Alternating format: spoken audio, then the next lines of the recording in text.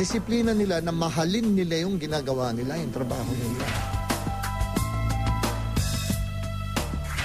Masayang-masaya si Philip Salvador sa kanyang birthday party last Tuesday dahil sa pagdalo ng mga taong espesyal at malalapit sa kanya. Mga ibang mukha ang nakikita natin ngayon. At yung mga dati, nandito pa rin, of course. Hindi naman sila nawawala. Nadagdagan pa, kumbaga sa ano. At papasalamat ako, of course, kay Bong. Alam mo naman, si Mr. Surprise yan. Tsaka si Jinggoy, si Mr. Surprise yan, mga yan. So, papasalamat ako sa kanila. Siyempre, di man natin siya pwedeng pabayaan. Kaibigan natin yan. Mahal natin yan. At yung mga panahon na kailangan natin siya, palagi siyang nandyan. Palagi nandyan si Ipe. So. Suportado rin ba ni Senator Bong ang napapabalitang pagpasok ni Ipe sa politika? Basta sabi ko lang sa kanya, sana siguraduhin mo, nasa puso mo, at sa isip na talagang handa ka na. No? Alam kong kayang-kaya niya, basta't ginusto niya. Marami nagmamahal sa kanya at isa na ako doon. Basta umasa siya na nandyan ako palagi.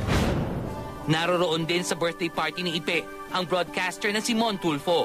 Kumusta na nga ba ang kaso ng mga Tulfo laban sa mag-asawang Raymart Santiago at Claudine Barreto? Hanggang ngayon tuloy pa rin. At demanda, kontra-demanda. Pero sa palagay ko, ako yung magwawagit. Ayun, nag-hearing pa rin sa piskal.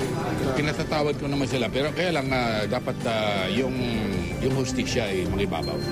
At pagbayaran nila yung ginawa nila sa akin. Present din sa birthday ni Ipe ang kanyang mga co-mentors sa Protege na sina Gina Alahar, Ricky Davao at Roderick Paulate. Alam mo, hindi lang dun sa akin mga proteges.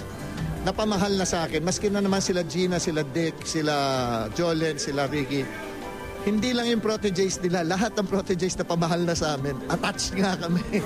Ako ngayon, galing ko lang doon. I spent at least 3 hours yata. 3 hours with them. Sinushortcut ko kung ano yung preparation na pwede nilang gawin para lang meron silang idea. O huwag kayo magpapa-intimidate o kung ma-intimidate man kayo, gamitin nyo yon to your advantage. Giving all my effort. And I want to see that sa kanila. You know? Binibigyan na sila ng blessing. Oo. Tinitignan ngayon ni Lord kung anong gagawin nila doon sa blessing na ibinigay niya sa kanila.